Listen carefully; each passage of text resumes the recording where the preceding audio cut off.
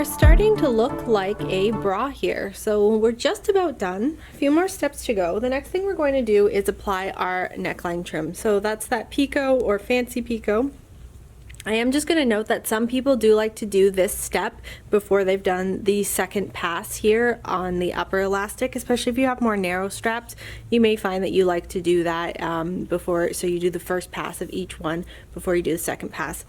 It doesn't really matter. It's going to end up with pretty much the same result, but if you find that you're struggling, go ahead and do this step first. So my neckline trim is not going to stretch at all, so I know it's kind of counterintuitive because this is elastic, but you're just going to go ahead and place it along here, and off you go. Okay, so we'll go ahead and do that first pass. So same thing as we've been doing here. We'll go ahead and line up the edge of the elastic with the edge here of the fabric. We're going to do that zigzag, and we're going to try and get as close as we can into those picots. As you're stitching and you start to get towards the front of the bra, remember the channeling is still there. So if you did it correctly and you didn't stitch all the way up, your channeling should be able to just flip out of the way. And then again, I'm going to come in here and I'm going to come through without catching my channeling in, because again, we are going to do our bar tack and then we're going to catch it underneath. So flip that channeling up and away and continue your zigzag.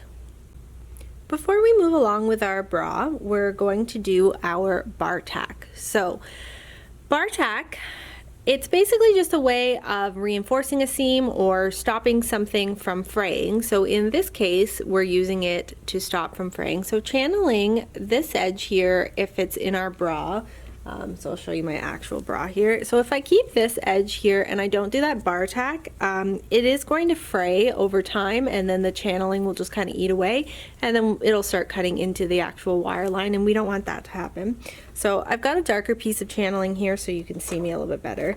But a bar tack is essentially just a zigzag with a straight stitch over top of it. So what we're going to do is we're going to zigzag forward and back, and then we're going to do it again, forward, back.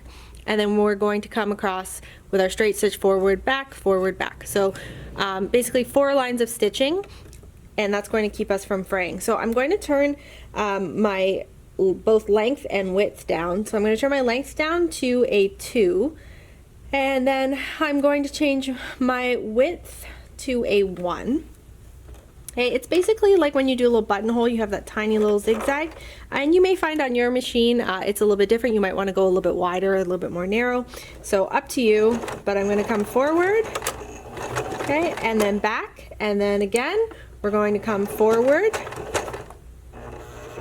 and back, okay, and then you're going to switch your settings, and same thing.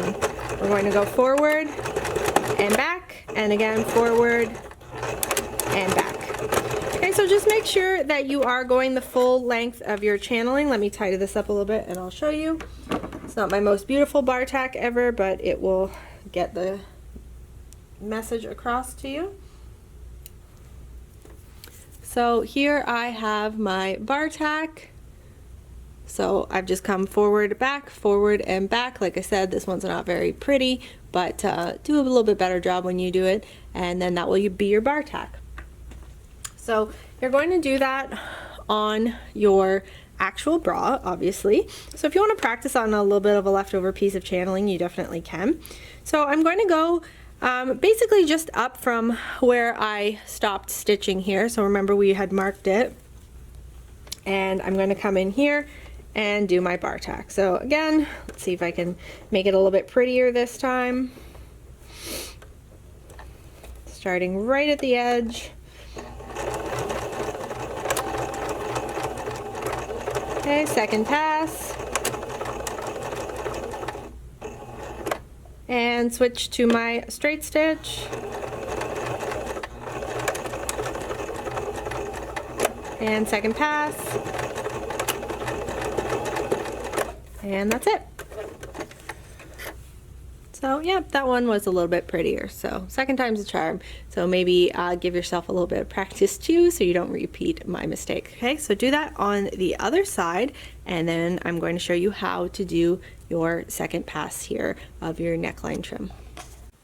My bar tacks are done and I've tidied them up a little bit. So what's going to happen now, and this part can get a little bit scary, is that we are going to trim them. So we have to trim the channeling here so that we can fit it underneath the neckline trim here when we fold it over.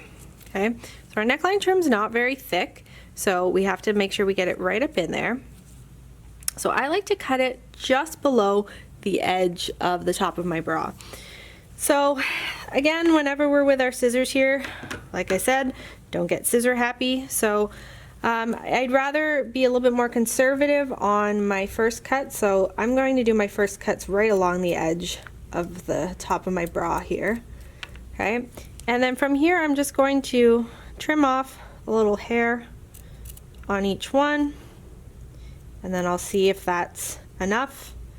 And then if it's not, which I can tell it's not here, I'm going to go ahead and do that again.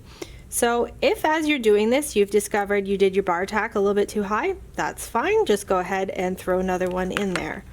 Okay, so once you have it trimmed, I'm just going to go a little bit more off each one. So you'll see I'm just taking little tiny bits off each time.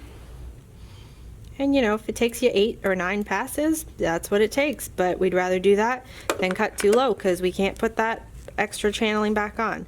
And then once you'll see, now that I've done that, it flips over beautifully.